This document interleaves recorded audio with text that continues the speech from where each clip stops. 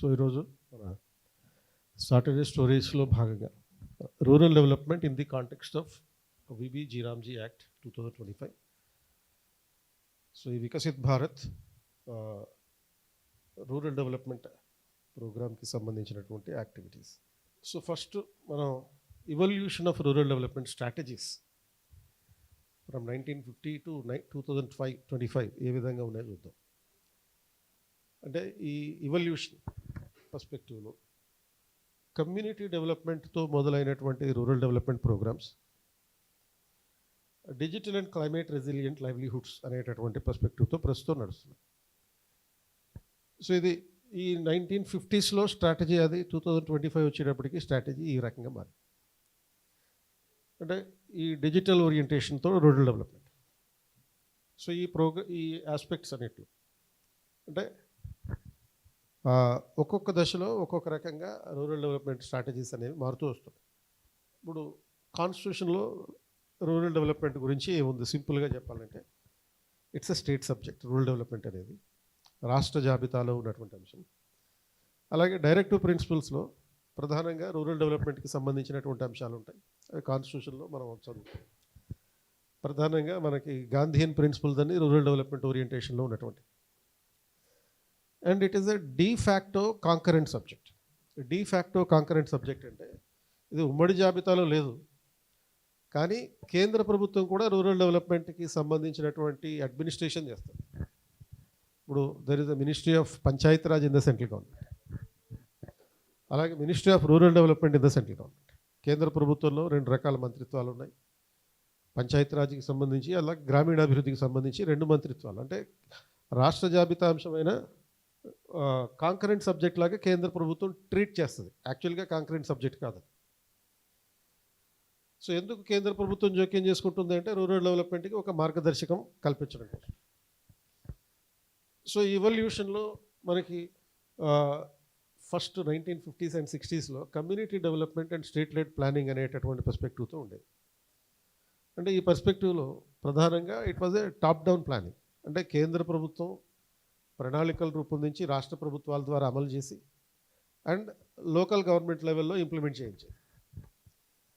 And it is focusing on the agriculture. అంటే ఈ స్టార్టింగ్లో రూరల్ డెవలప్మెంట్ అంటే అగ్రికల్చర్ డెవలప్మెంట్ అనేటట్టు ఉండేది. దీనికి అదనంగా కమ్యూనిటీ డెవలప్మెంట్ అనేటటువంటిది కూడా తీసుకొచ్చారు.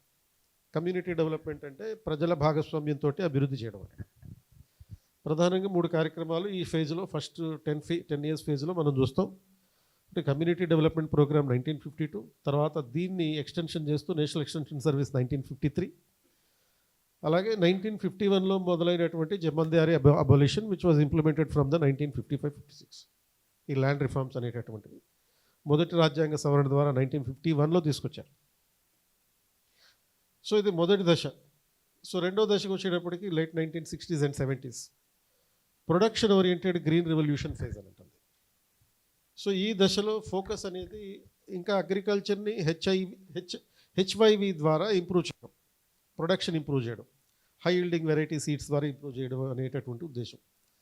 కాకపోతే ప్రధానంగా ఇక్కడ రీజన్ స్పెసిఫిక్ గ్రోత్ అనేటటువంటి పర్స్పెక్టివ్ కారణంగా ఇది పూర్తి స్థాయిలో సక్సెస్ కాలేకపోయింది. అండ్ ఇందులో ప్రధానమైనటువంటి కార్యక్రమాలు ఏరియా స్పెసిఫిక్ ప్రోగ్రామ్స్ అన్నమాట. ఏరియా స్పెసిఫిక్ ప్రోగ్రామ్స్ అంటే ఇంటెన్సివ్ అగ్రికల్చర్ డిస్ట్రిక్ట్ ప్రోగ్రామ్, అలాగే high yielding variety program and command area development program. So ఇటువంటి ప్రోగ్రామ్స్ అగ్రికల్చర్ ఓరియంటెడ్గానే ఉన్నటువంటి ప్రోగ్రామ్స్ ఈ 70s వరకు ఉన్నటువంటి ఆస్పెక్ట్. 1980s మూడో దశ poverty అలివియేషన్ and target group approach. అంటే పేదరిక నిర్మూలన అనేటటువంటి ఫోకస్. అంటే ఫస్ట్ ఫేజ్లో ఎలా అయితే రూరల్ డెవలప్మెంట్ అంటే అగ్రికల్చర్ డెవలప్మెంట్ అన్నట్టుగా జరిగిందో, సెకండ్ ఫేజ్లో కూడా ఇంకా extreme agriculture development and area development focus అయ్యింది. మూడో దశలో పేదరిక నిర్మూలన, పావర్టీ ఇరాడికేషన్ అనేటటువంటి ఫోకస్ వచ్చింది. సో అందుకనే ఇక్కడ ప్రధానంగా direct attack on the rural poverty, గరీబీ హటావో. సో గరీబీ హటావో అనేది ఒక పొలిటికల్ స్లోగన్. ఇందిరాగాంధీ తీసుకున్నటువంటి ఒక పొలిటికల్ స్లోగన్ 1971 ఎలక్షన్స్లో తీసుకొచ్చింది. దాన్ని ఈ 5th ఫైర్ ప్లాన్లో ఎగ్జిక్యూట్ చేయడం జరిగింది. సో దీనికోసం separate schemes for the employment and self employment and women development. దీంట్లో ఈ దశలో తీసుకొచ్చినటువంటి మేజర్ ప్రోగ్రామ్స్ ఇవి: IRDP, integrated rural development program, TRYSEM, skill development అనమాట, కెపాసిటీ బిల్డింగ్, డ్వాక్రా అనే కాన్సెప్ట్ ఒకటి. అంటే యూజువల్గా మనం డ్వాక్రా అంటే ఎస్హెచ్జి అంటే డ్వాక్రా అనుకుంటాం, బట్ డ్వాక్రా వేరు, ఎస్హెచ్జి సిస్టమ్ వేరు. సో ఎస్హెచ్జి సిస్టమ్కి బేస్ చేసుకుని డ్వాక్రా అనే ప్రోగ్రామ్ తీసుకొస్తారు, ఇంప్లిమెంట్ చేస్తారు. Because it is also, SHG is focusing on entire population, అంటే ఓన్లీ మహిళల కోసం కాదు. ఎస్హెచ్జి అనేవి జనరల్గా ఎవరైనా మెంబర్షిప్ ఉండొచ్చు. డ్వాక్రా అనేది విమెన్ అండ్ చైల్డ్ ఫోకస్డ్గా తీసుకొచ్చినటువంటి rural development program. And NREP, RLEGP, wage employment programs ఈ రెండు. సో తర్వాత ఫోర్త్ ఫేజ్కి వచ్చేటప్పటికి 1990s decentralisation and participative development అనే పర్స్పెక్టివ్లో రూరల్ డెవలప్మెంట్ జరిగింది. అండ్ దీనికి అనుసరించిన స్ట్రాటజీ ఏంటి? Empowering the local governments for rural development. ఇప్పుడు ఫస్ట్ ఫేజ్లో ఎలా అయితే అగ్రికల్చర్ డెవలప్మెంట్ అన్నారో, దాంట్లో భాగంగా ఏం చేశారు? కమ్యూనిటీ డెవలప్మెంట్, అంటే పీపుల్స్ పార్టిసిపేషన్ అని తీసుకొచ్చారు. ఇక్కడ స్థానిక సంస్థలని సాధికారికం చేయడం ద్వారా పంచాయతీ రాజ్ వ్యవస్థని, గ్రామ పంచాయతీలు అండ్ అదేవిధంగా గ్రామ సభల్ని సాధికారికం చేయడం ద్వారా రూరల్ డెవలప్మెంట్ ప్రోగ్రామ్ ఫోకస్ చేస్తూ లైక్ 73rd అమెండ్మెంట్ తీసుకొచ్చారు 1992. దానికి అనుగుణంగా దానికన్నా ముందే 1989లో జవహర్ రోజ్గార్ యోజన అనేటటువంటి ప్రోగ్రామ్ రాజీవ్ గాంధీ గవర్నమెంట్లో వచ్చింది. And employment assurance scheme 1993లో PV Narasimharao గవర్నమెంట్లో వచ్చింది. అంటే ఈ 73rd amendment, employment assurance scheme, ఈ రెండు పివి నరసింహరావు తీసుకొచ్చినటువంటి ప్రోగ్రామ్స్ అన్నమాట. అండ్ రూరల్ డెవలప్మెంట్లో పంచాయతీలు కీలక పాత్ర నిర్వహించాలి అనేటటువంటిది ఇక్కడ ఫోకస్. ఫిఫ్త్ ఫేజ్కి వచ్చేటప్పటికి 2000 తర్వాత, అంటే 21st సెంచరీలో మొదటి 10 సంవత్సరాల్లో it is a rights based entitlement approach. హక్కుల ఆధారంగా, అంటే నాకు ఎంప్లాయ్మెంట్ అనేది కేవలం గవర్నమెంట్ ఇచ్చే చారిటీ కాదు, అది నా హక్కు అనే పర్స్పెక్టివ్ని ఇక్కడ 21వ శతాబ్దంలో తీసుకొచ్చారు with key strategy on development as a legal right. అంటే ఇది ఒక చట్టబద్ధమైన హక్కు, ఇది ఉపాధి పొందడం, గ్రామీణ ప్రాంతాల్లో ఉపాధి పొందడం నా యొక్క చట్టబద్ధమైన హక్కు, పార్లమెంట్ ఇచ్చినటువంటి హక్కు అనే orientation. It is a demand driven program. అంటే ప్రధానంగా ఎన్ఆర్ఈజిపి ప్రోగ్రామ్ ఉంది కదా, ఈ ఎన్ఆర్ఈజిపి ప్రోగ్రామ్ ఏదైతే Mahatma Gandhi national rural employment guarantee act ద్వారా తీసుకొచ్చినటువంటి ప్రోగ్రామ్. మొదటిసారిగా ఒక రూరల్ డెవలప్మెంట్ ప్రోగ్రామ్ని చట్టం చేసి తీసుకొచ్చారు కాబట్టి ఏమైంది? ఇక్కడ ఉపాధి పొందడం నా చట్టబద్ధమైన హక్కు. గవర్నమెంట్ గ్యారంటీగా నీకు ఎంప్లాయ్మెంట్ కల్పించాలి. ఎంప్లాయ్మెంట్ కల్పించలేకపోతే అన్ఎంప్లాయ్మెంట్ ఫండ్ ఇవ్వాలి, అంటే నిరుద్యోగ భృతి ఇవ్వాల్సి ఉంటుంది. నువ్వు అడిగిన 10 రోజుల్లోగా నీకు ఉపాధి కల్పించలేకపోయింది గవర్నమెంట్, 15 రోజుల్లోగా ఉపాధి కల్పించలేకపోయింది, అప్పుడు నిరుద్యోగ భృతి ఇవ్వాలి. అండ్ దీనికి అనుబంధంగా రైట్ టు ఇన్ఫర్మేషన్ యాక్ట్ కూడా చెప్పుకోవాలి. అంటే రూరల్ డెవలప్మెంట్కి రైట్ టు ఇన్ఫర్మేషన్కి సంబంధం ఏంటి అని చెప్పి అనుకోవచ్చు. కానీ గ్రామీణ ప్రాంతాల్లో చాలా పథకాలు అవినీతికి సోర్స్ అవుతున్నాయి. మరి అవినీతికి సోర్స్ అయినప్పుడు, ఫర్ ఎగ్జాంపుల్ ఇప్పుడు మన ఈ సివిల్ సప్లైస్ యాక్టివిటీస్ ఉంటాయి, రేషన్ షాప్లో ఇచ్చేటటువంటి వస్తువులు ఉంటాయి. గతంలో ఎలా ఉండేది అంటే, నాకు ఒక 25 కేజీలు బియ్యం వచ్చే అర్హత ఉందనుకో, 5 కేజీలు ఇచ్చి నో స్టాక్ అని బోర్డు పెట్టేవాడు. ఎందుకు ఇలా బోర్డు పెట్టేవాడంటే కొట్టేవాళ్ళు, నన్నే అడుగుతావా అని చెప్పి. కానీ రాజస్థాన్లో ఎంకేఎస్ఎస్ అనే ఒక ఆర్గనైజేషన్, మజ్దూర్ కిసాన్ శక్తి సంఘటన అనే ఒక ఆర్గనైజేషన్, ఇలా ఎందుకు కొడుతున్నారు మీరు, ఎందుకు తిడుతున్నారు, ఎందుకు దాని సమాధానం చెప్పట్లేదు, సమాధానం చెప్పాల్సిందే అని చెప్పి ఒక ప్రజా ఉద్యమాన్ని తీసుకొచ్చారు. పీపుల్స్ మూవ్మెంట్ని ఇనిషియేట్ చేశారు. ప్రతి రూరల్ డెవలప్మెంట్ ప్రోగ్రామ్కి వచ్చే డబ్బులు ఎంత ఉన్నాయి, అది ఎంత ఖర్చు పెడుతున్నారు, అండ్ ఇంకెంత మిగిలింది, గవర్నమెంట్కి ఎంత రిపాట్రియేట్ అయింది, ఈ వివరాలన్నీ అడగడం మొదలుపెట్టారు. మొదటిసారి కొట్టారు, రెండోసారి తిట్టారు, నాలుగోసారి మాత్రం ఆ ఇన్ఫర్మేషన్ ఇవ్వాల్సిందే కదా. కాబట్టి రూరల్ డెవలప్మెంట్ ప్రోగ్రామ్స్లో కొంతవరకు అవినీతి తగ్గడానికి రైట్ టు ఇన్ఫర్మేషన్ యాక్ట్ కారణమైంది. And national rural health machine అనేది కూడా ఈ దశలోనే స్టార్ట్ అయినటువంటి ప్రోగ్రామ్. అండ్ 6th ఫేజ్లో convergence and inclusion oriented strategy, సమ్మిళిత వృద్ధి వ్యూహంతో ఈ స్టేజ్ ఉన్నది. Integrated schemes and promoting the livelihoods. అంటే మోరార్లెస్ ఇదే ఫేజ్లో మనకి యాక్చువల్గా 12th ఫైర్ ప్లాన్ కూడా మొదలైనటువంటి దశ, 12వ ప్రణాళిక కూడా. అండ్ ఈ 11th ఫైర్ ప్లాన్లో కానీ 12th ఫైర్ ప్లాన్లో కానీ ఉన్నటువంటి అప్రోచెస్లో ఆధారంగా ఇంక్లూజివ్ గ్రోత్ అనేది తీసుకొచ్చారు అనమాట. విమెన్ లెడ్ డెవలప్మెంట్ అంటే ఒకప్పుడు మహిళా సాధికారికత అంటే మహిళలకు సంక్షేమం చేకూరిస్తే సరిపోయేది. ఆ తర్వాత మహిళల అభివృద్ధి కోసం పనిచేస్తే సరిపోతుంది. అంటే మహిళల అభివృద్ధి కోసం అంటే వాళ్ళకి చదువు చెప్పించడం, ఆరోగ్య సదుపాయాలు కల్పించడం అండ్ ఫుడ్ కల్పించడం, ఇటువంటి ప్రోగ్రామ్స్. ఆ తర్వాత విమెన్ ఎంపవర్మెంట్ అన్నారు. అండ్ విమెన్ ఎంపవర్మెంట్ అయితే సరిపోదు. విమెన్ ఎంపవర్మెంట్ అంటే where women be in a position to take her own decision is women empowerment. తనకు సంబంధించిన తన నిర్ణయాలు తీసుకుంటే సరిపోదు. Now has emerged a new era of women led development. అంటే మహిళల ఆధ్వర్యంలో అభివృద్ధి జరగాలి. మహిళల్ని అభివృద్ధి చేయడం అనే దశ దాటేసి మహిళా ఆధ్వర్యంలో అభివృద్ధి జరగాలనేటటువంటి ఒక పర్స్పెక్టివ్ని ఈ దశలోనే తీసుకొచ్చారు. ఈ దశలోనే మనకి ఇంక్లూజివ్ డెవలప్మెంట్, ఫైనాన్షియల్ ఇంక్లూజన్ ఇటువంటి కార్యక్రమాలు మొదలైనవి.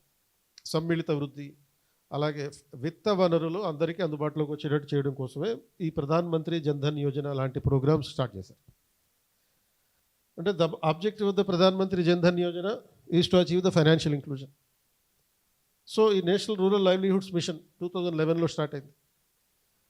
అండ్ దీని తర్వాత ఆజీవిక అన్నారు ఈ లైవ్లీహుడ్స్ మిషన్కి సంబంధించి. అదే 2014లో మళ్ళీ స్వచ్ఛ భారత్ మిషన్. ఎందుకంటే ఆరోగ్యంగా ఉండడం అభివృద్ధికి ఆధారం. Being healthy is the source of development. అంటే మనకి చాలామంది ఎటువంటి వ్యాధులు లేకపోయినా వ్యాధులు ఉన్నట్టు నటిస్తారు. అది అట్లా జరుగుతుందా నిజంగానంటే లేడీస్ చేస్తారు అట్లా. ఇది అంటే మిమ్మల్ని అనట్లేదు నేను, మమ్మల్ని నేను అబ్జర్వ్ చేసిన చాలామంది నాకు తలనొప్పి వచ్చిందిరా అని చెప్పుకోవడం అదేదో గొప్ప విషయంగా భావిస్తారు. కానీ చూసే థర్డ్ పార్టీకి ఏమనిపిస్తుంది, ఈ పిల్లకి ఎప్పుడు రోగిస్తుంది అనిపిస్తుంది. అట్లా తలనొప్పి వచ్చింది, లేకపోతే ముక్కు వాసింది, ఇటువంటి ఎప్పుడు చెప్పకూడదు. నేను ఎప్పుడు ఆరోగ్యంగా ఉన్నానని చెప్పాలి. అండ్ నువ్వు జాలి సంపాదించడం కోసం లేకపోతే ఇంకో రకంగా నటించడం జరిగితే మాత్రం అది నిన్ను నీచంగా చూడడానికి ఆధారం అవుతుంది. కాబట్టి you have to be active all the time. ఏమైనా జ్వరం వచ్చినా సరే క్లాస్కి రావాలి, తలనొప్పి వచ్చినా సరే క్లాస్ మానకూడదు, మోకాలు నొప్పి వచ్చినా సరే టెస్ట్ రాయడం మానకూడదు. ఆరోగ్యంగా ఉంటేనే అభివృద్ధికి ఆధారం అవుతుంది. ఆరోగ్యంగా లేనట్టు నటిస్తే ప్రపంచం అంతా నేను అనారోగ్యవంతులు అనుకుంటారు, రోగిష్టోళ్ళు అనుకుంటారు, సింపుల్గా చెప్పాలంటే. కాబట్టి పర్ఫెక్ట్గా ఆరోగ్యంగా ఉండాలంటే స్వచ్ఛ భారత్ మిషన్ యొక్క ఉద్దేశం ఆరోగ్యంగా ఉంచడం. అండ్ పిఎం ఆవాస్ యోజన గ్రామీణ అనే ఇంకో ప్రోగ్రాం. అంటే గతంలో ఇది ఇందిరా ఆవాస్ యోజన అని ఉండేది, దాన్ని జస్ట్ పేరు మార్చి గ్రామీణ అనేటటువంటి ఆస్పెక్ట్ ఇన్కార్పొరేట్ చేసి ఈ రకంగా ఈ దశలో చేసినటువంటి ప్రోగ్రామ్స్. తర్వాత 2020లో ఏదైతే ఈ లాక్డౌన్ వచ్చిందో ఆ లాక్డౌన్ కారణంగా crisis management and social protection అనేటటువంటి ఫేజ్లోకి ఎంటర్ అయ్యింది. సో ఈ దశలో ఈ income and food security, rural areas shock absorbers, ఎందుకంటే because there was a reverse migration. So reverse migration అవుతున్నటువంటి నేపథ్యంలో ఎంజీఎన్ఆర్ఈజీకి కేటాయించేటటువంటి నిధుల్ని గణనీయంగా పెంచాల్సి వచ్చింది. 2014లో ఎన్డీఏ గవర్నమెంట్ వచ్చినప్పుడు యూపీఏ ప్రభుత్వం ఇంట్రడ్యూస్ చేసినటువంటి ఎన్ఆర్ఈజీపీ ప్రోగ్రామ్ని రద్దు చేద్దాం అనుకున్నారు. ఎందుకంటే ఇది మట్టితో చేసే పని, దీనివల్ల గౌరవం లేదు, వ్యక్తికి అగౌరవకరమైనటువంటి పనులు ఇవన్నీ ఎన్ఆర్ఈజీపీ పనులన్నీ అనుకున్నారు. కానీ అదే గవర్నమెంట్ 33,000 కోట్ల రూపాయల నుంచి 86,000 కోట్ల రూపాయల వరకు బడ్జెట్ని పెంచుకుంటూ వచ్చింది. ఇది ఈ 2014 తర్వాత ఎన్డీఏ గవర్నమెంట్. అండ్ రివైజ్డ్ ఎస్టిమేట్స్లో 1,10,00,000 వరకు 10,00,000 కోట్ల వరకు ఈ ఎన్ఆర్ఈజీపీ ప్రోగ్రామ్కి, రూరల్ డెవలప్మెంట్ ప్రోగ్రామ్ కోసం అలొకేట్ చేశారు. సో పర్టికులర్గా ఈ దశలోనే అనమాట. సో ఈ దశలో ఈ రివర్స్ మైగ్రేషన్ కారణంగా రిజిస్ట్రేషన్స్ పెరిగినాయి. ఏది ఎన్ఆర్ఈజీపీ ప్రోగ్రామ్కి రిజిస్ట్రేషన్స్ పెరిగినాయి, 60% మేరకు పెరిగినాయి. సో కాబట్టి ఈ షాక్ అబ్జార్బర్స్ని ఫేస్ చేయడం కోసం ఈ రకంగా పెంచుకున్నారు. అండ్ దీంతో పాటు ఈ 2020లో వచ్చినటువంటి లాక్డౌన్ కారణంగా ఈ ప్రధాన్ మంత్రి గరీబ్ కళ్యాణ్ యోజన అనే ప్రోగ్రామ్ని ఇంట్రడ్యూస్ చేసి ఉచితంగా ఈ ఫుడ్ గ్రెయిన్స్ ఇవ్వడం మొదలుపెట్టారు. ఆల్మోస్ట్ రాబోయే 2028 వరకు మేబీ. సో ఈ ఉచితంగా ఈ ఫుడ్ గ్రెయిన్స్ ఇస్తారు, మనిషికి 5 కేజీలు చెప్పిన. సో ఇంకా పేదరికం ఏముంటుంది, ఆల్మోస్ట్ 81 కోట్ల మంది ప్రజలకి ఇది అందుబాటులోకి ఉంది ఈ ప్రోగ్రాం.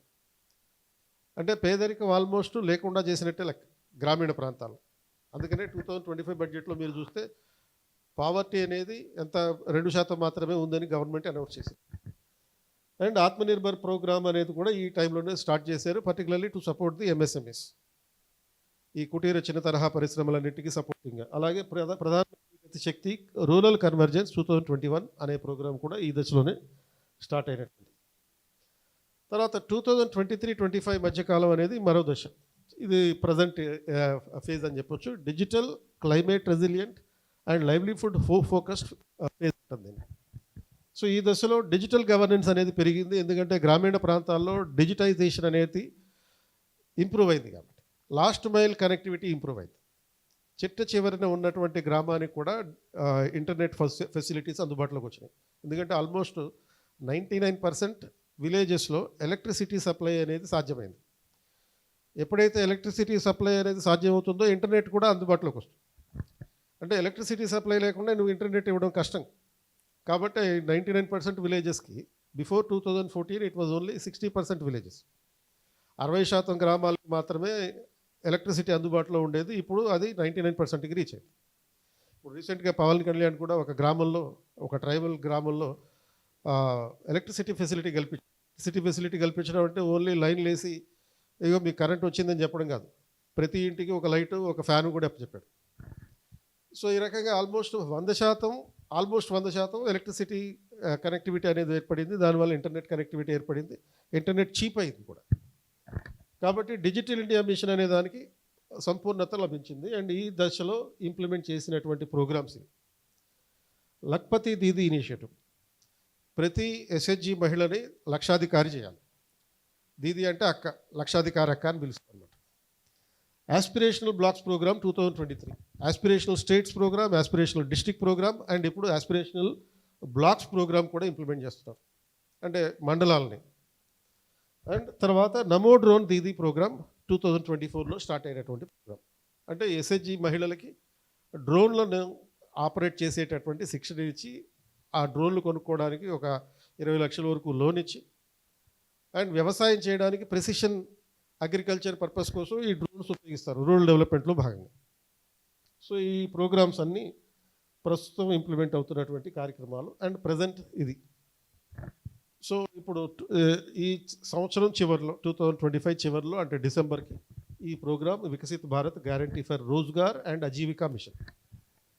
సో మన శ్రవణ్ సార్, ఎకానమీ సార్, దీని మీద కొన్ని ఫండమెంటల్ పాయింట్స్ చెప్తారు. ఈ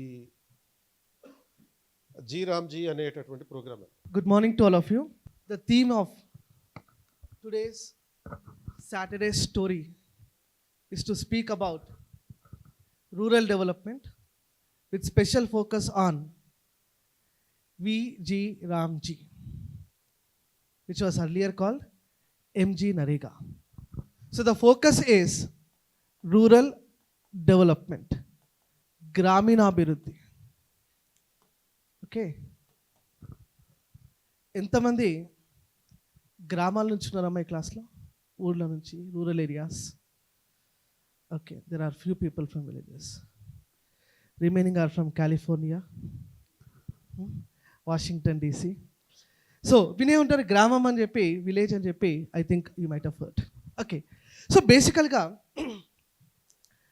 రూరల్ డెవలప్మెంట్ అనేది it was started much before India's independence. Mahatma Gandhi, the father of the nation, he says rural development is national development. Emanadu? Rural development is national development is the slogan given by Mahatma Gandhi. Gramina Abhiruddhe Deshabhiruddhi annadu. And Mahatma Gandhi slogan ఇవ్వడానికి గల కారణం ఒకటి ఏంటంటే, during the period of India's independence, nearly 80% of the population resided in villages. భారత స్వాతంత్రం సమయంలో దాదాపు 80% మంది ప్రజలు గ్రామాల్లో నివసించేవారు. 80% of the people resided in villages. అదే ఒకవేళ అదే సమయంలో the same 80% people urban areasలో ఉండింటే, he would have said urban development is national development. Okay, but that was not the scenario of India on the eve of India's independence. భారత స్వాతంత్రం సమయంలో అలాంటి పరిస్థితులు భారతదేశంలో నెలకొనేది కాదు. And when I say during India's independence, భారతదేశానికి స్వాతంత్రం వచ్చినటువంటి తొలి నాళ్ళల్లో we had faced different problems. Okay, what are the problems that were concentrated in India? Mainly we had the problem of migration, వలసలు. During independence we had the problem of migration from Pakistan to India, India to Pakistan. This kind of migration, internal migration, rural to urban migration, this kind of migration issue was visible. With that, unemployment was the core issue at the time. నిరుద్యోగిత ఆ సమయంలో ప్రధాన సమస్యగా మనం చెప్పుకోవచ్చు. At the same time, we had another issue called poverty. పేదరికం, poverty was another prevalent issue in India at the times of India's independence. Then we had also the problem of illiteracy, niraksharashyata. Illiteracy was another core problem during the period of India's independence. Okay, next women backwardness was another important problem.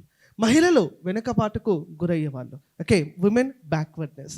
Then we had the problem of regional disparities, ప్రాంతీయ అసమానతలు భారతదేశంలో ఉండేవి. ప్రాంతీయ అసమానత, not all the regions were developed simultaneously, only few regions were developed at that particular time. Then we had agriculture backwardness, we had industrial backwardness. వ్యవసాయం మరియు పారిశ్రామిక రంగం రెండు కూడా భారతదేశంలో కనిపించేవి కాదు. బేసికల్గా వ్యవసాయ రంగం కనిపించినా not with the use of utmost technology.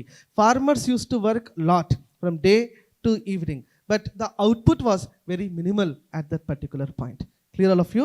So these were the issues at the times of India's independence. భారతదేశ స్వాతంత్రం వచ్చిన తర్వాత in fact every prime minister from Jawaharlal Nehru till current prime minister Narendra Modi, ప్రతి ఒక్కరి యొక్క ఫోకస్ ఏంటంటే ఈ ఇష్యూస్ని మనం ఎలా తొలగిస్తాము, how do we come away or how do we come across with these particular issues. Okay, దాంట్లో భాగంగా I will be addressing today only on one component, that is unemployment, నిరుద్యోగిత, primarily the unemployment which is restricted to the rural areas. దీనిపైన కొన్ని basic points ఈరోజు నేను మీకు ఇచ్చేటటువంటి ప్రయత్నం చేస్తాను. ఆ తర్వాత we will be having the interaction with the panelist. Okay, shall we start? What is unemployment? నిరుద్యోగి అంటే ఎవరు? What you mean by unemployment? Unemployment means he is a person who is basically willing to work, but there is no work. పని చేయడానికి ఆసక్తిగా ఉన్నాడు కానీ పని లేదు. Is person who is basically willing to work but he is finding no work. Okay, వీళ్ళందరూ అన్ఎంప్లాయీసా లేకపోతే డిపెండెంట్స్ ఎట్లా? Yes, they are all voluntary unemployee sir. Voluntary స్వచ్ఛందంగా వాళ్ళు ఈ క్లాస్లో కూర్చున్నారు. Okay, so a person who is willing to work but finding no job is considered to be unemployed. Got my point? So basically we have one type of unemployment called disguised unemployment. Disguised unemployment. What do you mean by disguised unemployment? Any idea? Disguised unemployment ante employees or workers are more than necessary. కావాల్సిన దానికన్నా కూడా ఎక్కువ మంది కార్మికులు, ఎక్కువ మంది workers ఉంటే దాన్ని మనం డిస్గైజ్డ్ ఎంప్లాయ్మెంట్ లేదా డిస్గైజ్డ్ అన్ఎంప్లాయ్మెంట్ అంటాం. అక్కడ రిక్వైర్మెంట్ ఏమో 10 మంది ఉన్నారు కానీ పని చేసే వాళ్ళేమో ఒక 20 మంది ఉంటారు. That is called disguised employment or disguised unemployment. Okay, there is one more type of unemployment called seasonal unemployment. Seasonal unemployment, you know very well, Indian agriculture is a seasonal agriculture, monsoon dependent agriculture. వర్షాల పైన ఆధారపడేటటువంటి వ్యవసాయం అనేది, అవునా కదా? వర్షాలు will not happen all the year. Or no, monsoon is a seasonal phenomena in India. Okay, సంవత్సరంలో కేవలం ఒక 4 నుండి 5 నెలలు మాత్రమే వ్యవసాయంలో పని ఉంటుంది. మిగిలిన రోజులన్నీ కూడా a person should be unemployed. That is called seasonal unemployment, meaning employment for a certain period in a particular season and remaining period lo a person will be unemployed. That is called seasonal unemployment. ఈ 2 points ఈరోజు డిస్కషన్కి గుర్తుపెట్టుకోవాలమ్మా. ఒకటి, disguised unemployment అంటే కావాల్సిన దానికన్నా కూడా ఎక్కువ మంది ఉద్యోగులు ఉండటం. రెండవది సీజనల్ అన్ఎంప్లాయ్మెంట్, కాలానుగుణ నిరుద్యోగిత అంటాం. అంటే ఒక పర్టికులర్ సీజన్లో మాత్రమే ఎంప్లాయ్మెంట్ ఉండడం, రిమైనింగ్ సీజన్లో a person will become unemployed. Is that clear to all of you? Yes or no? ఇప్పటివరకు ఏం డిస్కస్ చేసి ఒక్కసారి క్విక్ రివిజన్ చేద్దాం. During the period of India's independence, we were a rural economy. That is why we said rural development is national development. ఎవరు ఇచ్చినారమ్మా ఈ slogan? Mahatma Gandhi. Mahatma Gandhi గురించి గుర్తుపెట్టుకోవాలి.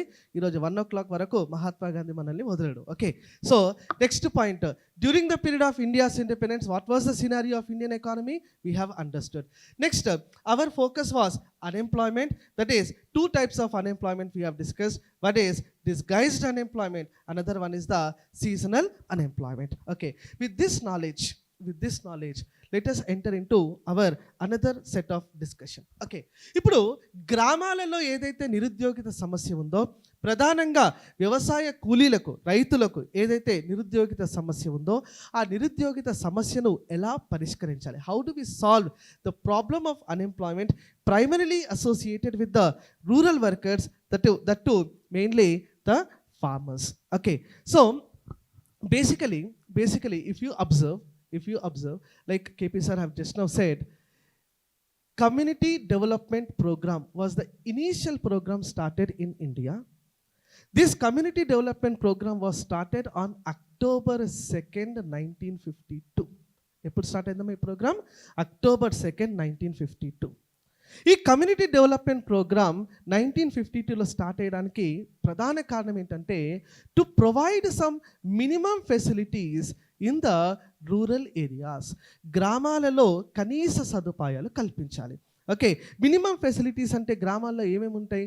Roads, buildings, drinking water, okay, clinics, educational institutions like schools, ఇలాంటివన్నీ కూడా కల్పించడానికి we have started a program call community development program. This community development program was started as a pilot program. దీన్ని ఒక పైలట్ ప్రోగ్రామ్గా start చేస్తామమ్మా. Pilot program అంటే it is launched as a trial basis. ఒక trial బేసిస్లో ఇది work out అవుతుందా అవ్వదా అన్నటువంటి రూపంలో మనం దీన్ని స్టార్ట్ చేయడం జరిగింది. And it was started as a pilot program only in 55 blocks. ఎన్ని బ్లాకుల్లో స్టార్ట్ చేసినామో దీన్ని? 55 block is nothing but mandal or tehsil. Okay, కేవలం ఒక 55 బ్లాక్స్లో స్టార్ట్ చేసి ఇది వర్కౌట్ అవుతుందా అవ్వదా అని చెప్పి మనం ఆలోచన చేసినాం. ఓకే, ఇది వర్కౌట్ అవుతుంది కాబట్టి ఇదే ప్రోగ్రామ్ని దేశవ్యాప్తంగా ఎక్స్పాన్షన్ చేయడానికి we have started a program call national extension service scheme. What is the motive of NESS? To make CDP reach to all the blocks. దేశవ్యాప్తంగా ఆల్మోస్ట్ దాదాపు అన్ని బ్లాకులకు కూడా ఎక్స్పాన్షన్ చేయడానికి స్టార్ట్ చేసినటువంటి program national extension service scheme. So ఏ schemes అమ్మా? First one is CDP community development program. Next one is NESS national extension service scheme. ఈ 2 ప్రోగ్రామ్స్ యొక్క మెయిన్ మోటివ్ ఏంటంటే రూరల్ డెవలప్మెంట్. అందుకే ఈ ప్రోగ్రామ్ని ఎప్పుడు స్టార్ట్ చేసినాం? October 2nd 1952. ఏముంది October 2ndకి? మహాత్మా గాంధీ జయంతి. చెప్పినా కదా, మహాత్మా గాంధీ మనం వదిలాడు ఈరోజు. Okay, so next October 2nd CDP and NESS programme start చేసిన తర్వాతనే in fact Shrimati Indira Gandhi 1966లో Indira Gandhi became the prime minister of the country. దేశానికి ప్రధానమంత్రి అవుతారు. ఆ టైంలో people of India where undergoing a severe starvation, అంటే తీవ్రమైన ఆకలి మరణాలు భారతదేశంలో నమోదయ్యేవి. అలాంటి సమయంలో to ensure the food security to the people of India, food సెక్యూరిటీని కల్పించడానికి we have launched green revolution. ఏం తీసుకొచ్చినాం మనం? Green revolution. ఆ తర్వాతనే మనము we have decided to provide employment to the seasonal unemployees. Employment to the seasonal unemployees అంటే కాలానుగుణ నిరుద్యోగులకు, ప్రైమరీలీ ఫార్మర్స్కి ఏ సీజన్లో అయితే ఎంప్లాయ్మెంట్ ఉండదో అలాంటి సీజన్లో ఎంప్లాయ్మెంట్ కల్పించడానికి ఆలోచన మనం చేయడం జరిగింది. అలాంటి ఆలోచనలో భాగమే ఫుడ్ ఫార్ వర్క్ ప్రోగ్రామ్. ఏంటమ్మా? ఫుడ్ ఫార్ వర్క్ ప్రోగ్రామ్, పనికి ఆహార పథకం. ఫుడ్ ఫార్ వర్క్ ప్రోగ్రామ్ 1977లో ఈ ప్రోగ్రాం వస్తుంది. ఈ ప్రోగ్రామ్ యొక్క ప్రైమరీ మోటివ్ ఏంటంటే, ఒక్కరోజు పని చేస్తే, 1 day if you work you will be given 2.5 kg food grains. ఒక్కరోజు పని చేస్తే 2.5 kgల ఆహార ధాన్యాలు ఇచ్చేవాళ్ళు. కారణం ఏంటంటే ఆ రోజుల్లో డబ్బు పెద్దగా ఉండేది కాదు కాబట్టి ఆ రోజు అంతా పని చేస్తే 2.5 kg ఫుడ్ గ్రెయిన్స్ ఒక బ్యాగ్ ఇచ్చి వాళ్ళని ఇంటికి పంపించేవాళ్ళు. మళ్ళీ రేపొద్దున పనికి వస్తే అదే 2.5 kg ఫుడ్ గ్రెయిన్స్ని తీసుకొని ఇంటికి పోయేటటువంటి పరిస్థితి. దట్ వాస్ రూరల్ ఎంపవర్మెంట్ వైపుగా మనం అడుగులు వేస్తున్నాం. దాని తర్వాత cash scheme for rural employment తీసుకొచ్చినాం. CSRE, cash scheme for rural employment, we have introduced. Then we have brought some other programs also, like Sampurna Gramina Rozgar Yojana, Sampurna Gramina Rozgar Yojana. Then we have brought Nehru Rozgar Yojana, Jawahar Rozgar Yojana. ఈ రకంగా different స్కీమ్స్ని మనం launch చేసుకోవడం జరిగింది in order to provide employment to the rural unemployees. గ్రామాలలో నిరుద్యోగులకు ఉపాధి అవకాశాలు కల్పించడానికి అనేక పథకాలు మనం తీసుకొని రావడం జరిగింది. ఎక్కడి నుండి స్టార్ట్ అయిందమ్మా? అది ఫుడ్ ఫార్ వర్క్ ప్రోగ్రామ్ నుండి స్టార్ట్ అయింది. కానీ ఈ ప్రోగ్రామ్స్ అన్నిటికీ కూడా beneficiaries identification was done by the respective state governments. ఏ గ్రామంలో ఎంతమంది లబ్ధిదారులు ఉండాలి, ఏ గ్రామంలో ఎంతమందికి ఉపాధి ఇవ్వాలి, అదంతా కూడా ఎవరు డిసైడ్ చేసేవాళ్ళంటే రెస్పెక్టివ్ స్టేట్ గవర్నమెంట్ డిసైడ్ చేసేవాళ్ళు. స్టేట్ గవర్నమెంట్లో కూడా the rural local bodies that is panchayats used to decide the beneficiaries altogether, Gram Sabha or Gram Panchayat. Okay, so ఈ స్కీమ్స్లో ఉన్నటువంటి బెనిఫిషరీ లిస్ట్ ఐడెంటిఫికేషన్లో లోకల్ బాడీస్ ఎవరికి, ఫర్ ఎగ్జాంపుల్ ఒక సర్పంచ్ ఉన్నాడు, ఆ గ్రామంలో ఒక 100 మంది నిరుద్యోగులు ఉన్నారు, గ్రామీణ నిరుద్యోగులు. ఆ 100 మందిలో ఫస్ట్ ఎవరికి ఇవ్వాలి ఉద్యోగం, ఫస్ట్ ఎవరికి పని కల్పించాలి, ఎవరు డిసైడ్ చేస్తారు? Gram sabha will be headed by whom? Sarpanch. Gram సభకు అధ్యక్షత వహించేదెవరమ్మా? Sarpanch. So he will be prioritizing some people, ముందుగా ఈ 30 మందికి లేదా ముందుగా ఈ 30 మందికి. ఈ రకంగా the partiality would occur in the identification of the beneficiaries. Yes or no? So we will have to eliminate all these. And ఇవన్నీ స్కీమ్స్ ఉన్నాయి, కానీ బెనిఫిషియరీ ఐడెంటిఫికేషన్ ఒక ప్రాబ్లం ఉంది, ఫండింగ్ ఇంకొక ప్రాబ్లం ఉంది. Yes or no? ఇదొక మంచి ప్రోగ్రామ్సే, కానీ దానికి నిధులు కావాలి, ఫండింగ్ కావాలి, ప్లస్ దానికి ఒక గ్యారెంటీ కూడా కావాలమ్మా. ఏం కావాలి? దానికి గ్యారెంటీ కూడా కావాలి. అంటే ఫార్మర్స్కి లేదా రూరల్ వర్కర్స్కి ఒక అష్యూరెన్స్ అనేది కావాలి. మాకు ఈ సంవత్సరం మొత్తం కూడా వ్యవసాయం లేకపోయినా మాకు ఒక కనీస మినిమం నెంబర్ ఆఫ్ డేస్ మాకు ఉపాధి లభిస్తుంది. ఆ ఉపాధి, ఆ ఎంప్లాయ్మెంట్ ఒకవేళ మాకు వస్తే definitely we will be ensuring the family welfare or the family benefit. Yes or no? So this kind of guarantee was missing in these schemes, funding allocation was missing in these schemes, and beneficiary identification was improper in these schemes. So that is the reason we have decided to address all these existing problems. ఈ employment జనరేషన్లో ఉన్నటువంటి ఈ problems అన్నిటినీ కూడా identify చేయాలని చెప్పి, వాటిని address చేయాలని చెప్పి మనం నిర్ణయానికి వచ్చినాం. ఆ సమయంలో doctor Manmohan Singh, the then prime minister of India, doctor Manmohan Singh have launched the program call NREGA. ఏ ప్రోగ్రామ్ అమ్మా? నరేగా అనేటటువంటి ప్రోగ్రామ్ని 2005లో తీసుకొని వస్తాడు. NREGA, national rural employment guarantee act. అదేంటి సార్, ఎంజీ నరేగా కదా, నరేగా ఎందుకు రాస్తారు అనాలి? It was initially NREGA. Later on Mahatma Gandhi name was added to the program NREGA, and later it became MG NREGA. తర్వాత ఏమైందమ్మా? అది MG NREGA. That is Mahatma Gandhi national rural employment guarantee act. మీరు ఇక్కడ చూడండి, I'm using the term call act. Mahatma Gandhi జాతీయ గ్రామీణ ఉపాధి హామీ చట్టం అన్నాం. ఏమన్నా దాన్ని? చట్టం. అంటే ఇంతకుముందు ఉన్నటువంటి ఈ ప్రాబ్లమ్స్ అన్నిటికీ కూడా ఒక చట్టబద్ధ పరిష్కారం, a legal or a act solution we have given to the existing problems. That is called MG Narega. Full form చెప్పండి. Mahatma Gandhi national rural employment guarantee act. Initially it was Narega. Later on it became MG Narega. What are the salient features of MG Narega? First of all, we will discuss that. Then tarvata, what are the changes that have happened in the recent times? We will be addressing that also. Okay, chuddama. MG Narega. Salient features. Salient features. MG Narega. Salient features. What are the salient features of MG Narega? First and the foremost, most important point is it is going to provide ఈ ప్రోగ్రామ్ని in fact 2005లో మనం launch చేయడం జరిగిందమ్మా. 2005లో ఈ programme launch ఎక్కడైంది? Where was it started? మహారాష్ట్రనా రాజస్థానా? Maharashtra Rajasthan. This programme was started at Bandlapalli in Anantapur district of Andhra Pradesh. Maharashtra కాదు, రాజస్థాన్ కాదు. ఎక్కడ start అయిందమ్మా ఈ ప్రోగ్రామ్? బండ్లపల్లి అనేటటువంటి village that is in Anantapur district of Andhra Pradesh state. Anantapur district of Andhra Pradesh state. ఎవరప్పుడు prime minister?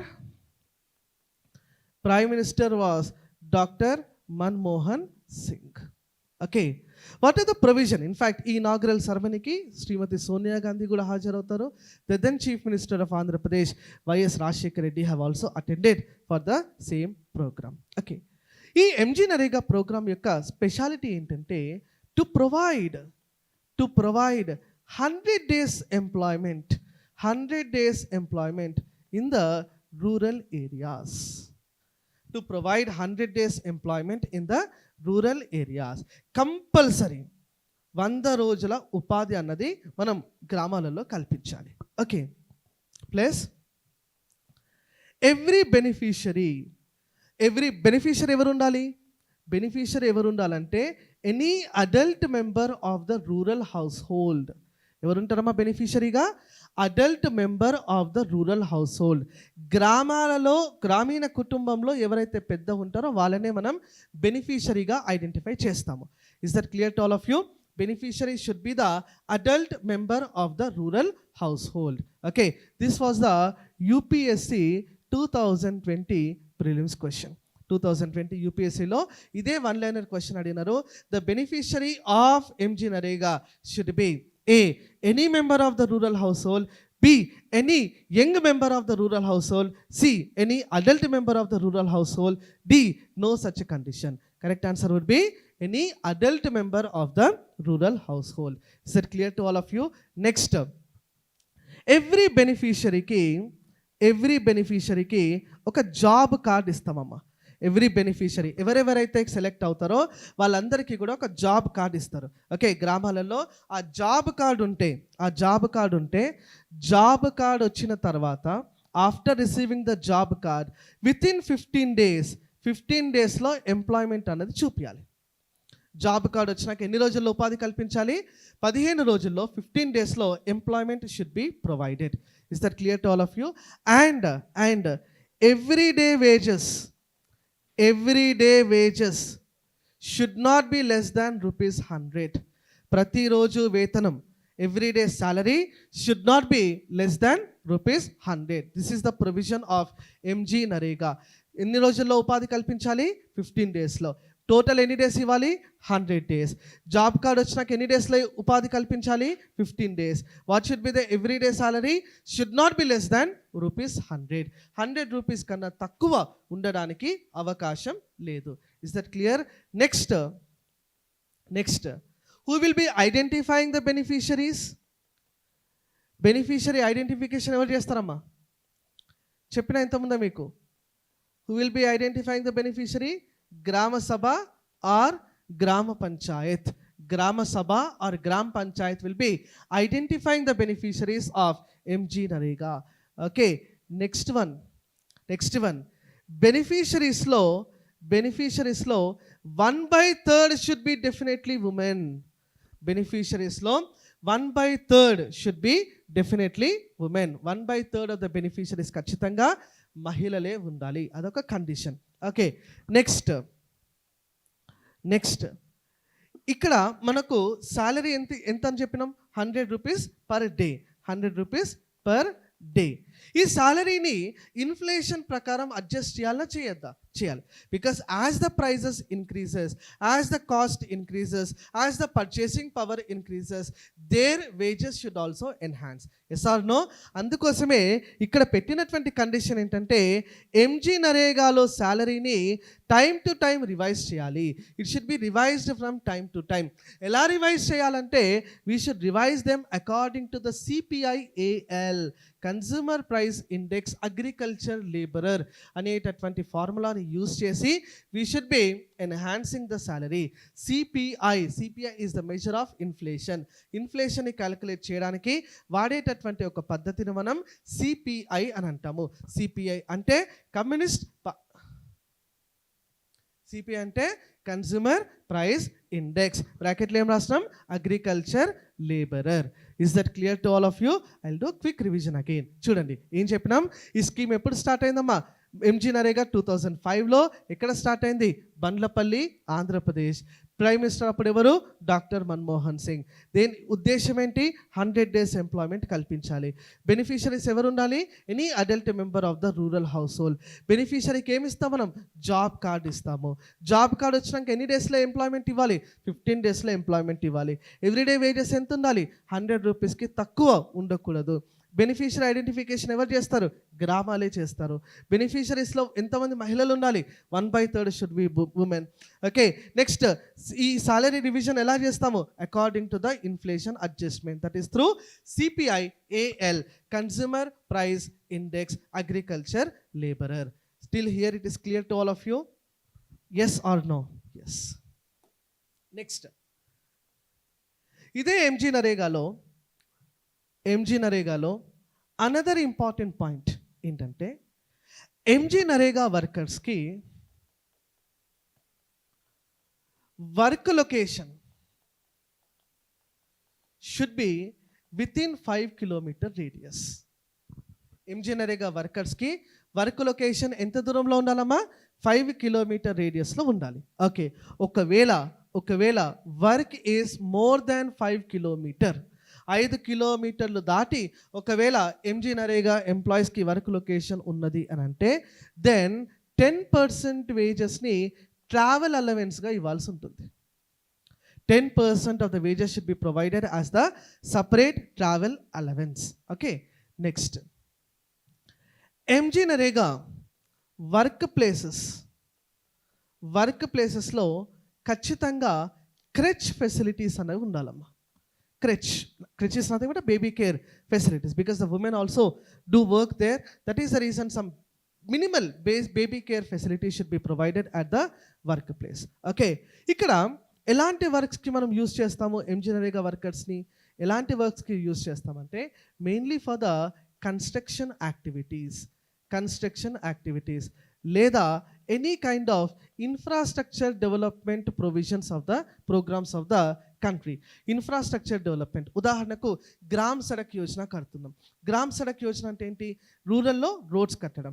దానికి ఎంజీ నరేగా వర్కర్స్ని ఉపయోగించుకోవచ్చు. ఉదాహరణకు స్వచ్ఛ భారత్ అభియాన్ కింద టాయిలెట్స్ కడుతున్నాం. ఆ టాయిలెట్ నిర్మాణానికి ఎంజీ నరేగా వర్కర్స్ని వీ కెన్ యూస్. ఓకే, లేదా any other programme as specified by the government. Any other program as specified by the government. That is working conditions or working places for the MG Narega workers. Next, MG Narega workers will also be contributing for some environmental protection also. Because they will be they'll be constructing certain projects, they'll be involved in certain projects which are protecting the environment at large. Okay, they will be involving in the programs like air pollution control blocks, or they'll be constructing environment free dams. ఇట్లాంటి దాంట్లో కూడా they are working or they are participating. Fine. And ఇవన్నీ కూడా most important provisions అమ్మ. MG నరేగాలో భాగంగా we have discussed about different provisions. And ఈ programme ఏదైతే ఉందో this is the world's largest employment generation programme. ప్రపంచంలోనే అతిపెద్దది. World's largest employment generation programme. And దీనికి లీగల్ స్టేటస్ కూడా మనం ఇచ్చినాం. We have given a legal status also to the programme MG NREGA. Is that clear till here? Yes or no? మరి ఇవన్నీ కూడా అద్భుతంగా ఉన్నాయి. మరి మార్పు ఎందుకు చేయాల్సి వచ్చింది? What are the reasons why we have changed MG NREGA to VBG RAM G? What is the full form of VBG RAM G? చెప్తారా? Viksit Bharat guarantee for Rozgar Ajeevika mission Gramin. Yes or no?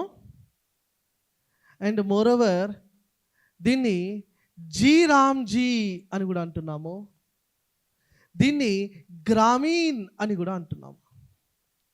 We call it as a Gramin also. చూడండి ఇక్కడ నుంచి గ్రామీణ్ లాగా కనిపిస్తుంది. Yes or no? It is looking like Gramin also. It is also considered to be G Ramji. Okay, first of all ఇక్కడ ఎన్ని days employment ఇచ్చినామమ్మా? 100 days. ఇక్కడ 125 days. First change. Second change, ఇక్కడ funding ఏదైతే ఉందో 100% గవర్నమెంట్ ఆఫ్ ఇండియా చేసేది. 100% the funding was given by government of India. 100% government of India funding చేసేది. It was resulted into the fiscal burden to the government. Fiscal burden to the government. There are many schemes. 100% government of India will give the money, but the prime minister name will be eliminated in the non-central party ruling states. ప్రధానమంత్రి పేరును తొలగిస్తారు. ప్రధానమంత్రి ఆవాస్ యోజన ద్వారా ఇల్లు కట్టించి రేవంత్ రెడ్డి ఇందిరమ్మ ఇండ్లు అంటాడు. ప్రధానమంత్రి ఆవాస్ యోజన ద్వారా బెనిఫిట్ పొంది జగన్మోహన్ రెడ్డి జగనన్న కాలనీలు కడతాడు. Yes or no? Government of India is giving the funds to MG Narega, 100% funding. We say Indiramma Hami, Upadi Hami, Leda Jagananna Upadi Hami, Leda Chandrana Upadi Hami, Leda Siddaramaiah. Every state will run the central government programs in the name of their chief minister. Okay, that is the reason. That is not the reason, in fact. Okay, what we have done in VBG Ramji is the funding pattern has been changed to 60-40. When I said 100% funding is given by the government of India, it means that it is a central sector scheme antamamma dani. 100% central government iste dani emantamu central sector scheme antam. Ikkada funding have been divided. 60% will be given by the government of India, 60% should be paid by the government of states. ఇటువంటి పథకాలను, ఇటువంటి స్కీమ్స్ని we call it as centrally sponsored schemes. ఏమంటుందని? Centrally sponsored స్కీమ్గా ఇది మారిపోయింది. Next, ఇక్కడ fund leakages ఉండేవి అని చెప్పి విబిజీ రామ్జీ యాక్ట్ చెప్తుంది.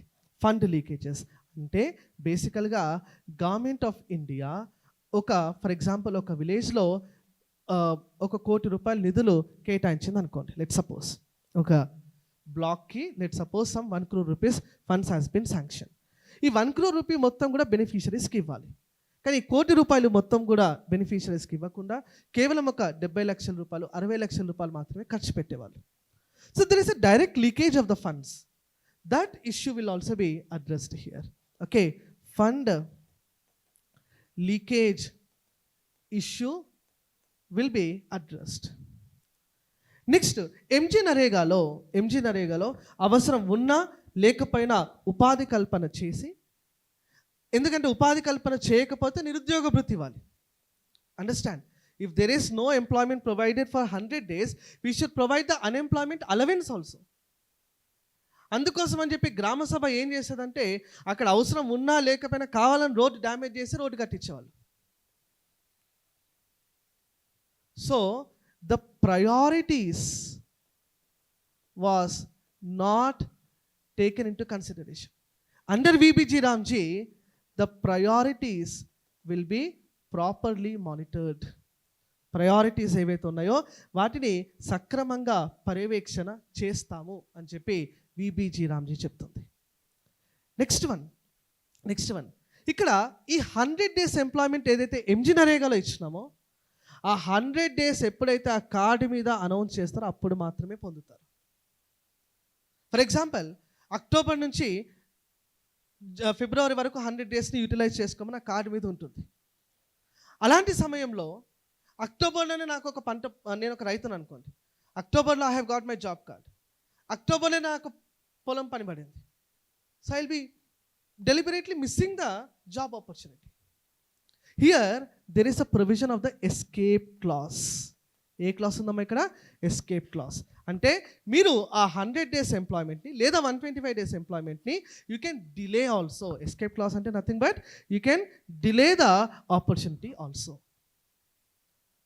ఏం పెరుగుతుంది ఇక్కడ? 125 days. ఫండింగ్ గవర్నమెంట్ ఆఫ్ ఇండియాకు ఉన్నటువంటి భారం తగ్గుతుంది. నెక్స్ట్ సెంట్రలీ స్పాన్సర్డ్ స్కీమ్గా మారిపోయింది.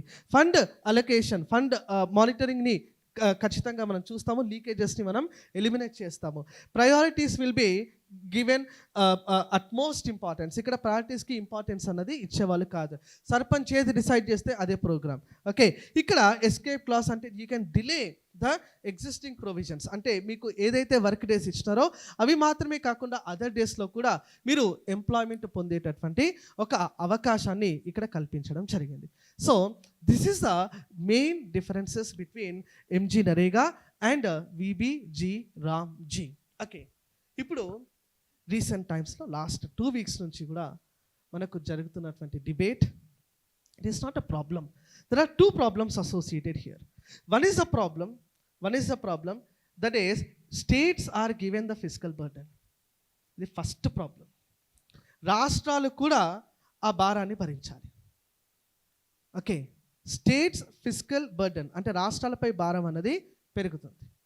That is the first problem. That can be eliminated problem also. Okay, ఎందుకంటే రాష్ట్రాల్లోనే ఉపాధి కల్పన చేస్తున్నారు, రాష్ట్రాలు తమ బ్రాండ్ని ఎక్కడ యూటిలైజ్ చేసుకుంటున్నారు కాబట్టి definitely that won't look like a major problem as such. But the second problem is we have removed the name Mahatma Gandhi. అసలు ఈ ప్రాబ్లం ఎందుకు వచ్చింది? విబిజీ రామ్జీ పైన ఎందుకు ఇలాంటి డిబేట్స్ జరుగుతున్నాయి? ఎందుకు ఇలాంటి చర్చలు జరుగుతున్నాయి?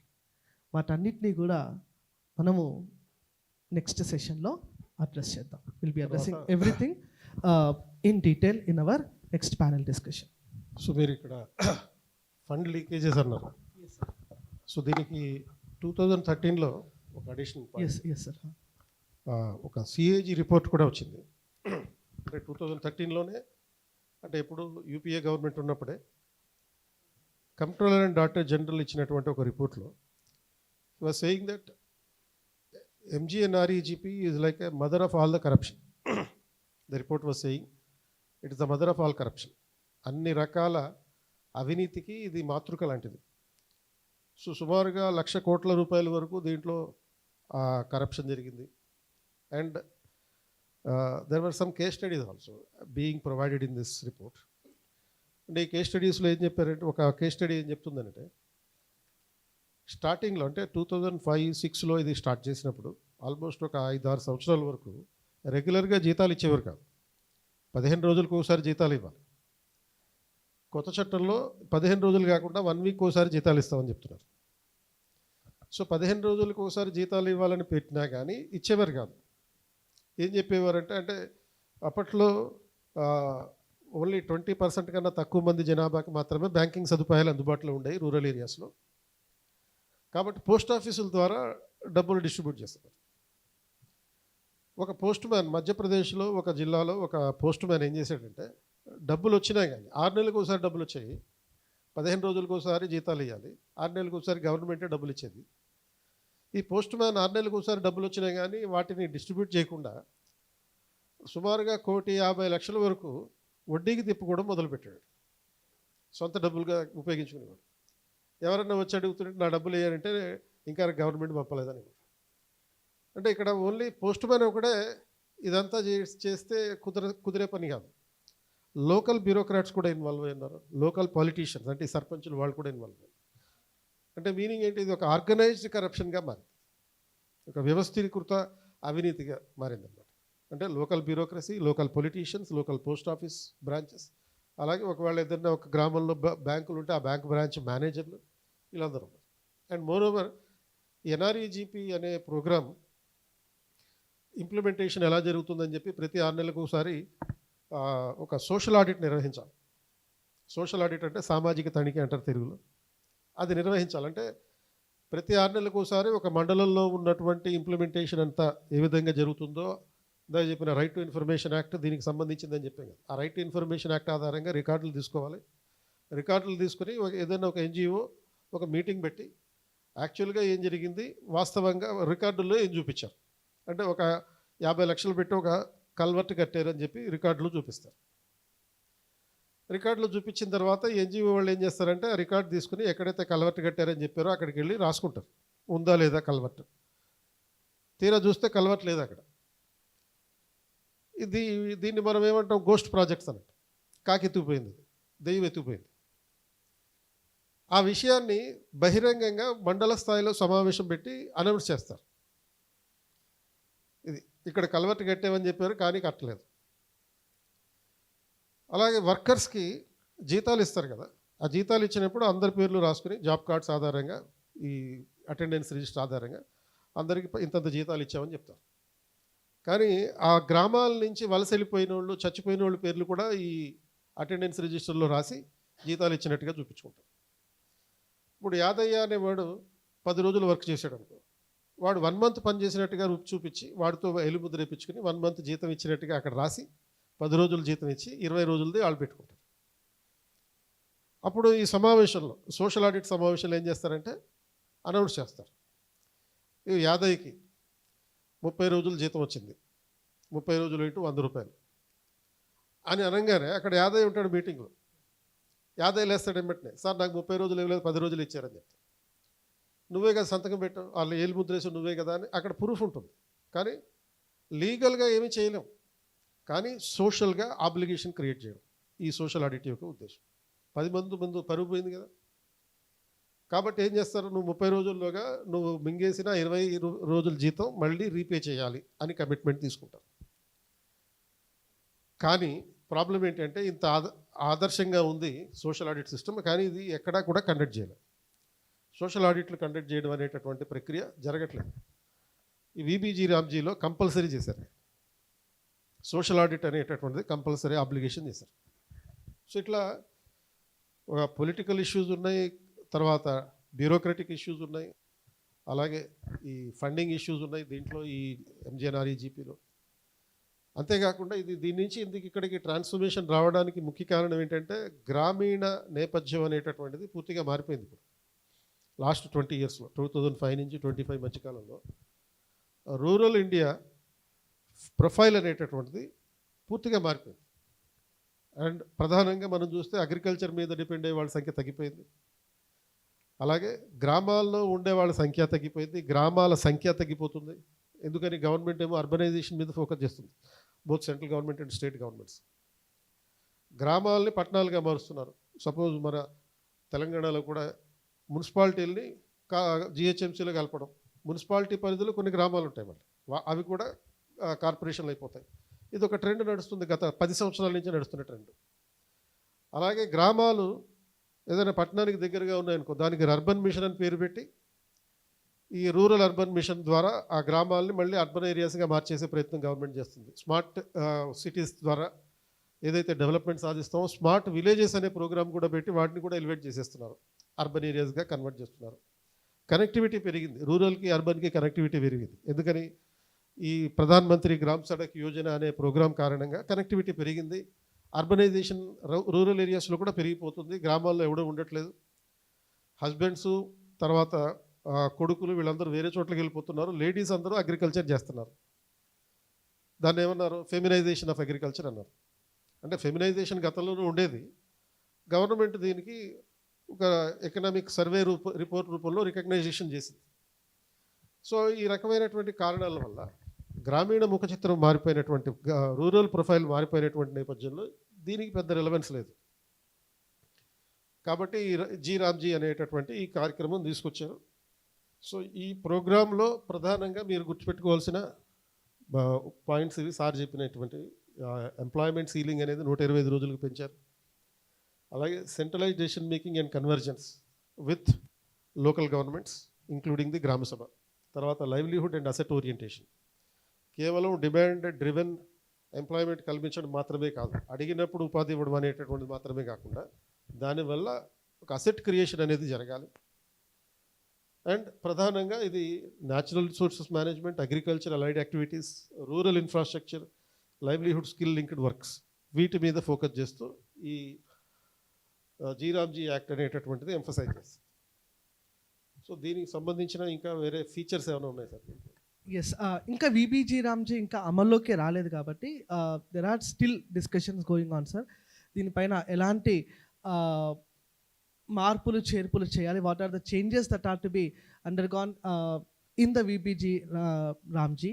Plus at the same time MG నరేగాలో ఉన్నటువంటి ఆల్మోస్ట్ లైక్ సార్ చెప్పినట్టు క్యాగ్ రిపోర్ట్ కూడా మనకు వచ్చింది. Leakages were there.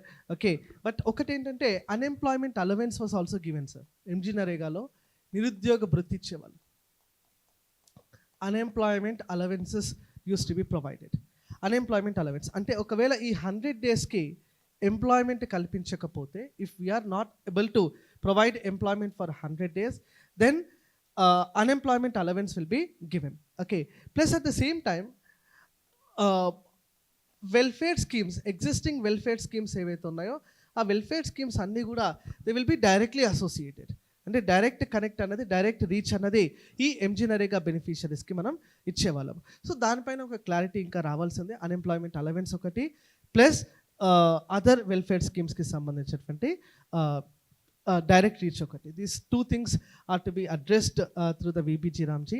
But main debate is not concentrated in the provisions. Okay, provisions పైన డిబేట్ కాకుండా సార్ మెయిన్లీ నేమ్ చేంజ్ పైన ఇష్యూస్ అన్నవి, ఎందుకంటే ఇప్పుడు వింటర్ సెషన్స్ జరుగుతున్నాయి కాబట్టి దాంట్లో ఎక్కువగా లేవనెత్తుతున్నటువంటి సమస్య why Mahatma Gandhi name is being removed and why the acronym Ram is being added in the secular country like India. Okay, so మీకు ఇచ్చినటువంటి హ్యాండ్అవుట్లో మొత్తం కాంప్రహెన్సివ్గా ఈ జీరామ్జీ చట్టానికి సంబంధించినటువంటి ప్రొవిజన్స్ ఉన్నాయి.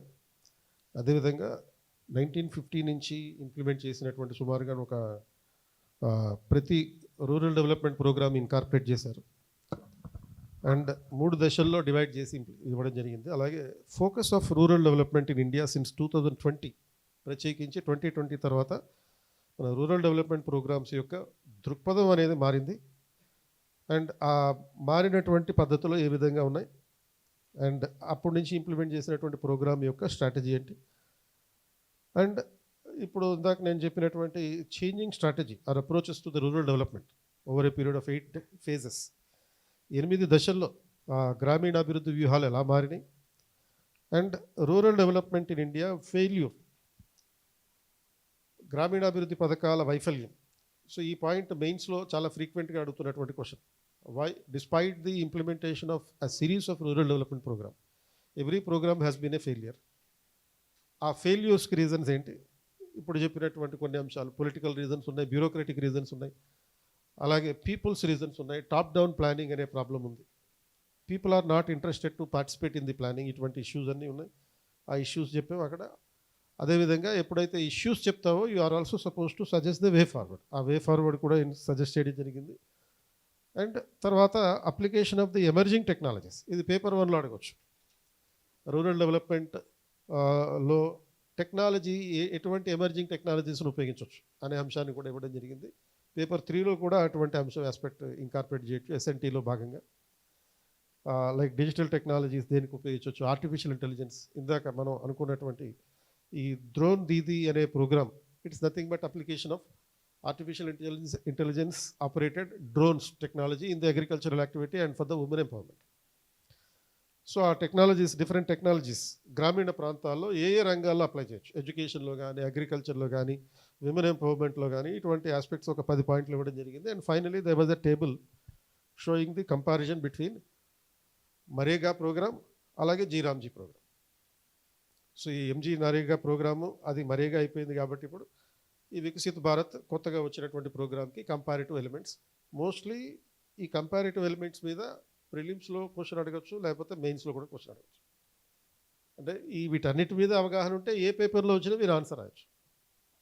ఇప్పుడు కరప్షన్ అనే ఒక పాయింట్ ఇక్కడ డిస్కస్ చేసాను చూడు, ఆ కరప్షన్ అనే పాయింట్ ఏమో ఎథిక్స్లో ఉండొచ్చు.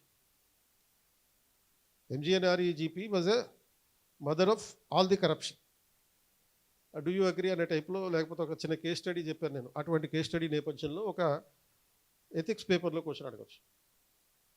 అలాగే how rural technology, emerging technology can be used in the rural development, paper 3లో అడగచ్చు, ఎకానమీలో కానీ SNTలో కానీ.